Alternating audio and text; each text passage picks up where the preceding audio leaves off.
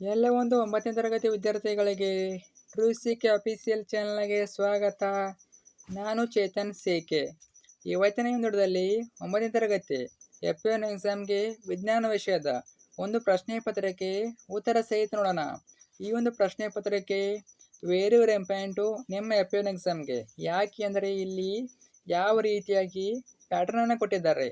ಇದೇ ಪ್ಯಾಟರ್ನಲ್ಲಿ ನಿಮ್ಮ ಒಂದು F1 ಎಕ್ಸಾಮ್ನ ವಿಜ್ಞಾನ ವಿಷಯದ ಪ್ರಶ್ನೆ ಪತ್ರಿಕೆ ಇರುತ್ತದೆ. ಅಷ್ಟೇ ಮಾತ್ರ ಅಲ್ಲ, ಇಲ್ಲಿರೋ ಪ್ರಶ್ನೆಗಳು ನಿಮ್ಮ ಎಕ್ಸಾಮ್ಗೆ ರಿಪೀಟ್ ಆಗ್ಬೋದು. ಯಾಕಂದರೆ ಇವು ಇಂಪಾರ್ಟೆಂಟ್ ಕ್ವಶನ್ಗಳು ಓದ್ಕೊಂಡೋಗಿ ಯಾವುದಕ್ಕೂ ಎಕ್ಸಾಮ್ಗೆ ಹೆಲ್ಪ್ ಆಗ್ತವೆ. ಕೊನೆವರೆಗೆ ನೋಡಿ, ಸಂಪೂರ್ಣ ಕ್ವಶನ್ ಪೇಪರು ಉತ್ತರ ಸಹಿತ ಕೊಡ್ತೀನಿ. ಓಕೆನಾ? ಬನ್ನಿ ಇವತ್ತಿನ ಈ ವಿಡಿಯೋನ ಶುರು ಮಾಡೋಣ. ಅದಕ್ಕಿಂತ ಮುಂಚೆ ಇನ್ನೂ ಕೂಡ ಚಾನಲ್ನ ಸಬ್ಸ್ಕ್ರೈಬ್ ಮಾಡ್ಕೊಂಡಿಲ್ಲ, ಪ್ರತಿಯೊಬ್ಬರು ಕೂಡ ಸಬ್ಸ್ಕ್ರೈಬ್ ಮಾಡ್ಕೊಳ್ಳಿ. ಯಾಕೆ ಅಂದರೆ ಒಂದು ನೈನ್ತು SA2 ಎಕ್ಸಾಮ್ ಮುಗಿಯುವವರೆಗೆ ಎಲ್ಲ ವಿಷಯಗಳು ಪಾಸಿಂಗ್ ಪ್ಯಾಕೇಜ್ಗಳು, ಸ್ಕೋರಿಂಗ್ ಪ್ಯಾಕೇಜ್ಗಳು, ಇಂಪಾರ್ಟೆಂಟ್ ಕ್ವಶನ್ಗಳು, ಕ್ವಶನ್ ಪೇಪರ್ಗಳು ಮತ್ತು ಎಕ್ಸಾಮ್ಗೆ ಬರುವಂಥ ಕ್ವಶನ್ಗಳು ಒಟ್ಟಿನಲ್ಲಿ ನೋಡಿ 9th SA2 ಎಕ್ಸಾಮ್ ಮುಗಿಯುವವರೆಗೆ ಎಲ್ಲ ಸ್ಟಡಿ ಮೆಟೀರಿಯಲ್ಗಳನ್ನು ಫ್ರೀಯಾಗಿ ಇದೊಂದು ಚಾನಲ್ ಆಗ್ತವೆ. ಅದರಿಂದ ಪ್ರತಿಯೊಬ್ಬರು ಕೂಡ ಮಿಸ್ ಮಾಡಿದ ಚಾನಲ್ನ ಸಬ್ಸ್ಕ್ರೈಬ್ ಮಾಡ್ಕೊಳ್ಳಿ. ಮಾಡಿದ್ರೆ ಹಾಗೆ ವಿಡಿಯೋನ ಲೈಕ್ ಮಾಡಿ ಮತ್ತು ಎಲ್ಲ ಫ್ರೆಂಡ್ಸಿಗೆ ಶೇರ್ ಮಾಡಿ. ಎಲ್ಲರಿಗೂ ಶೇರ್ ಮಾಡಿ, ಅವರಿಗೂ ಕೂಡ ಈ ಒಂದು ಕ್ವಶನ್ ಪೇಪರ್ನ ಕಳಿಸಿ. ಓಕೆ, ನೋಡ್ತಾ ಹೋಗೋಣ. ಇದು 2ನೇ ಸೆಟ್ ಕ್ವಶನ್ ಪೇಪರು. ಈಗೆಲ್ಲ ನಮ್ಮ ಚಾನಲ್ ನಮಗೆ 9th 1ನೇ ಸೆಟ್ ಹಾಕಿದ್ದೀನಿ, ನೋಡ್ಕೊಂಡು ಬನ್ನಿ. ಇದು 2ನೇ ಸೆಟ್ಟು, ಅದನ್ನು ನೋಡ್ಕೊಳ್ಳಿ. ಅದು ಕೂಡ ಇಂಪಾರ್ಟೆಂಟ್ ಕ್ವಶನ್ಗಳಿವೆ. ಓಕೆ, ಆಲ್ಮೋಸ್ಟ್ ನಿಮ್ಗೆ ಎಲ್ಲ ವಿಷಯಗಳ ಮೇಲೆ ಒಂದು 2ರಿಂದ 3 ಸೆಟ್ ಆಗಿರ್ತೀನಿ. ಚೆನ್ನಾಗಿ ಓದ್ಕೊಳ್ಳಿ, ಎಕ್ಸಾಮ್ಗೆ ಹೆಲ್ಪ್ ಆಗ್ತವೆ. ನೋಡ್ತಾ ಹೋಗೋಣ.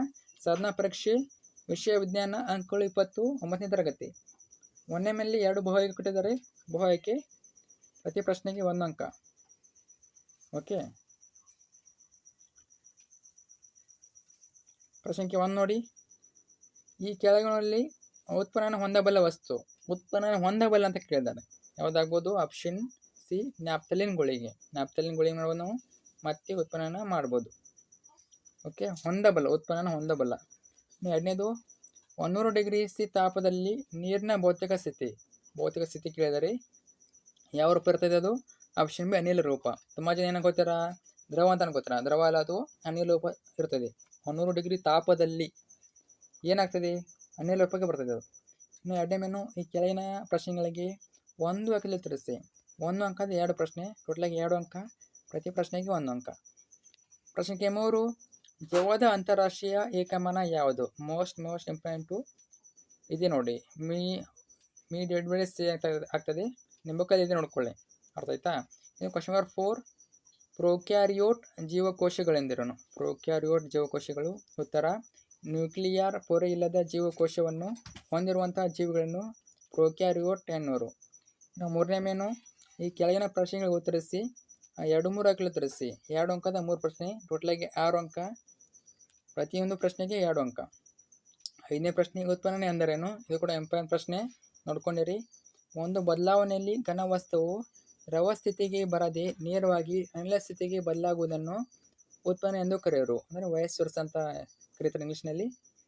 ಇನ್ನು 6ನೇ ಪ್ರಶ್ನೆ, ಲೈಸೋಸೋಮ್ಗಳನ್ನು ಜೀವಕೋಶದ ಆತ್ಮಹತ್ಯಾ ಚೀಲಗಳೆಂದು ಕರೆಯಲು ಕಾರಣವೇನು? ಉತ್ತರ, ಲೈಸೋಸೋಮ್ಗಳಲ್ಲಿ ಪ್ರಬಲ ಜೀರ್ಣಕಾರಕ ಕಿಣ್ವಗಳಿದ್ದು ಅವು ಎಲ್ಲ ಸಾವಯವ ಪದಾರ್ಥಗಳನ್ನು ವಿಭಜಿಸುವ ಸಾಮರ್ಥ್ಯ ಹೊಂದಿವೆ.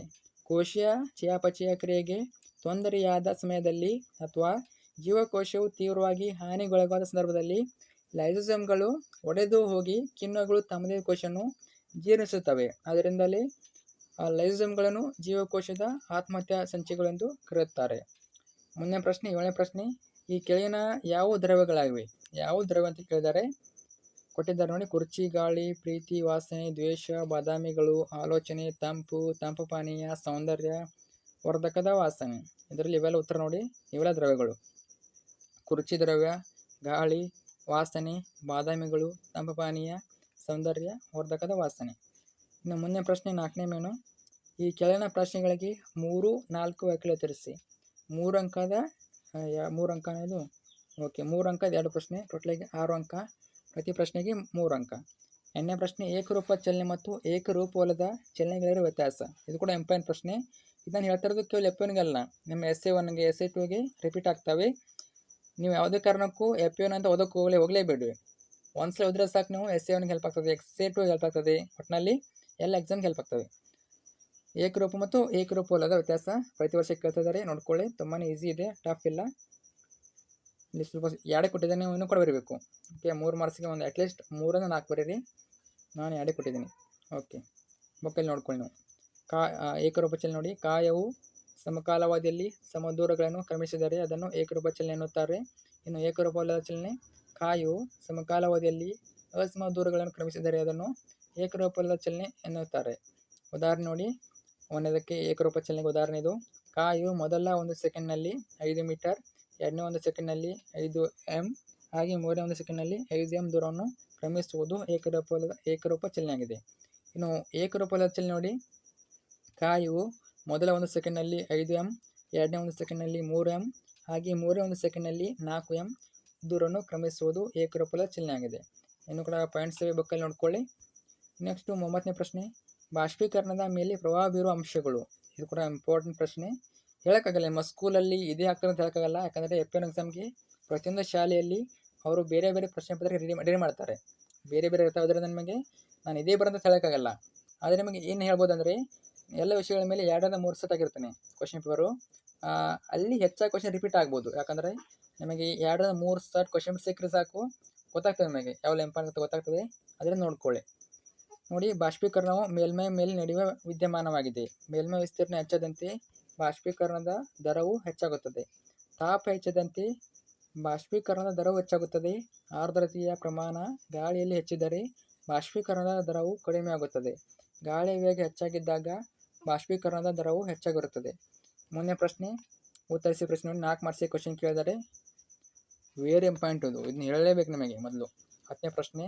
ಪ್ರಾಣಿ ಜೀವಕೋಶ ಚಿತ್ರ ಬರೆದು ಈ ಭಾಗಗಳನ್ನು ಗುರುತಿಸಿ. ಪ್ರಾಣಿ ಜೀವಕೋಶ ವೆರಿ ಇಂಪಾರ್ಟೆಂಟ್ ನೋಡಿ ಕ್ವಶನ್ ಇದು, ಬಿಡಕ್ಕೆ ಹೋಗಬೇಡಿ. ಚೆನ್ನಾಗಿ ಓದ್ಕೊಂಡೋಗಿ ಪ್ರಾಣಿ ಜೀವಕೋಶ ಚಿತ್ರ. ಇದನ್ನ ಬಿಡಿಸಿ ಪ್ರಾಕ್ಟೀಸ್ ಮಾಡ್ಕೊಳ್ಳಿ, ಮತ್ತು ಭಾಗ ನೋಡ್ಕೊಳ್ಬೇಕು. ಅವ್ರು ಭಾಗ ಕೇಳ್ತಾರೆ. ತುಂಬ ಜನ ಏನು ಮಾಡ್ತಾರೆ, ಬರೀ ಚಿತ್ರ ನೋಡ್ಕೋತಾರೆ, ಭಾಗ ಓದೋದಿಲ್ಲ. ಆ ರೀತಿ ಮಾಡೋಕ್ಕೆ ಹೋಗಬೇಡಿ. ಮಿಸ್ ಮಾಡಿದ್ರೆ ಭಾಗ ನೋಡ್ಕೊಳ್ಳಿ. ನಿಮಗೆ ಎಷ್ಟು ಮಾರ್ಕ್ಸಿಗೆ ಕೇಳ್ತಾರೆ ಭಾಗ ಎಲ್ಲ ಸೇರಿಸಿ ನಿಮಗೆ 4 ಮಾರ್ಕ್ಸಿಗೆ ಕೇಳಿದ್ದಾರೆ. ಓಕೆನಾ, ನೋಡ್ಕೊಳ್ಳಿ. ನಿಮ್ಮ ಬುಕ್ಕಲ್ಲಿ ಇದೇ ಇದು ವಿಜ್ಞಾನ ಬುಕ್ಕಲ್ಲಿ, NCERT ಬುಕ್ಕಲ್ಲಿ ಇದೇ ನೋಡ್ಕೋಬೋದು. ನೋಡಿ, ಭಾಗ ನೋಡ್ಕೊಳ್ಳಿ. ಗಾಲ್ಗಿ ಸಂಕೀರ್ಣ, ಕೋಶಪೊರೆ, ಸೆಂಟ್ರಿಯೋಲ್, ಲೈಸೋಸೋಮ್, ರೈಬೋಸೋಮ್ಗಳು, ಮೈಟೊಕಾಂಡ್ರಿಯಾ, ಹೊರಟಾದ ಎಂಡೋಪ್ಲಾಸ್ಮಿಕ್ ರೆಟಿಕ್ಯುಲಮ್, ಕೋಶದ್ರವ್ಯ, ನ್ಯೂಕ್ಲಿಯಸ್, ನ್ಯೂಕ್ಲಿಯರ್ ಪೊರೆ, ಮೃದುವಾದ ಎಂಡೋಪ್ಲಾಸ್ಟಿಕ್ ರೆಟಿಕ್ಯುಲಮ್, ಇವೆಲ್ಲ ಭಾಗ ನೋಡ್ಕೊಳ್ಳಿ. ಸ್ಟಾರ್ಟಿಂಗಲ್ಲಿ ನಿಮಗೆ ಟಫ್ ಆಗ್ಬೋದು, ಯಾಕಂದರೆ ಚಿತ್ರ ಸ್ವಲ್ಪ ಟಫ್ ಅನ್ನಿಸ್ತದೆ ನಿಮಗೆ. ಅಷ್ಟೊಂದು ಟಫ್ ಇಲ್ಲ. ನೀವು ಇವಾಗ ಒಂದು 3-4 ಸಲ ಓದ್ಕೋತೀರ, ಪ್ರಾಕ್ಟೀಸ್ ಮಾಡ್ತೀರ, ಚಿತ್ರ ತೆಗೆದು ನಿಮಗೆ ಈಸಿ ಆಗ್ತದೆ. ಅರ್ಥ ಆಯ್ತಾ? ಅಕ್ಯುರೇಟ್ ಇದೇ ರೀತಿ ತೆಗಿಬೇಕಂತ ಏನಿಲ್ಲ. ಒಟ್ಟಿನಲ್ಲಿ ಅವ್ನ ಚಿತ್ರದ ಆಕಾರದಲ್ಲಿ ಬಂದರೆ ಸಾಕು, ನಿಮಗೆ ಮಾರ್ಕ್ಸನ್ನೇ ಕೊಡ್ತಾರೆ. ಓಕೆನಾ, ಪ್ರಾಕ್ಟೀಸ್ ಮಾಡಿ. ಬುಕ್ಕಲ್ಲಿ ಒಂದು 2-3 ಸಲ ತೆಗೀರಿ, ತಪ್ಪಾದ್ರೆ ಪರವಾಗಿಲ್ಲ, ಟ್ರೈ ಮಾಡಿ. ಓಕೆನಾ, ಇಷ್ಟಾದರೆ ನಿಮ್ಮ ಒಂದು FA ಎಕ್ಸಾಮ್ನ ವಿಜ್ಞಾನ ವಿಷಯದ ಪ್ರಶ್ನೆ ಪತ್ರಿಕೆ ಮುಕ್ತಾಯ ಆಗ್ತದೆ. ಅಷ್ಟೊಂದು ಟಫ್ ಇಲ್ಲ, ಈಸಿನೇ ಇರ್ತದೆ. ನೀವು ಅನ್ಕೊಂಡಷ್ಟು ಟಫ್ ಇರೋದಿಲ್ಲ, ಸುಲಭನೇ ಇರ್ತದೆ.